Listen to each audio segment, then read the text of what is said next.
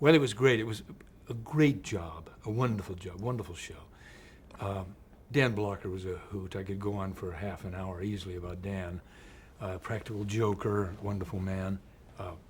Obviously, I didn't know Pernell Roberts. He was gone. Mike Landon. Well, I'll get back to Mike. We had Lauren Green, who was just exactly what his character was, almost. He was a kind, gentle, bright, talented man with a voice, the voice of the century. You could walk on the sound stage, and if he was doing a voiceover or doing an announcement, a spot or something, it sounded like it was amplified, and it wasn't. Amazing, amazing voice. Twice while I was on the show, he came to me and suggested, gently suggested, this in 4 years, suggested that I might do a part a little bit differently, change something. Both times I honestly disagreed with him and didn't take his note. The reason I'm telling it is because it didn't make a bit of difference to him that I didn't take his note. This young whippersnapper is ignoring what Lon Green said. On a lot of sets, that could get you fired.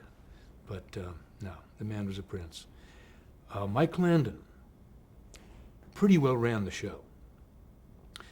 There were more than one time, instance where he would be reading the script for the first time. They'd bring him down to the set and hand him the next week's script.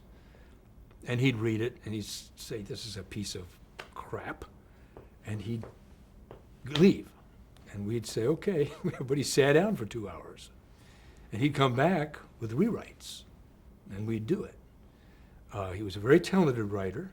He's a very talented director. He was a very talented actor.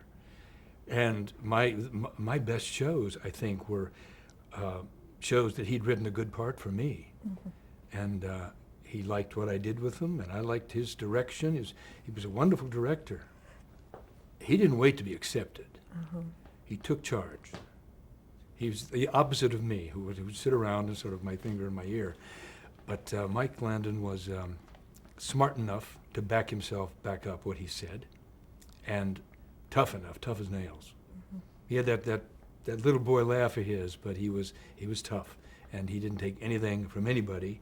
And basically, I won't say he ran the show, but he had a certain element of control that was not to be quibbled with.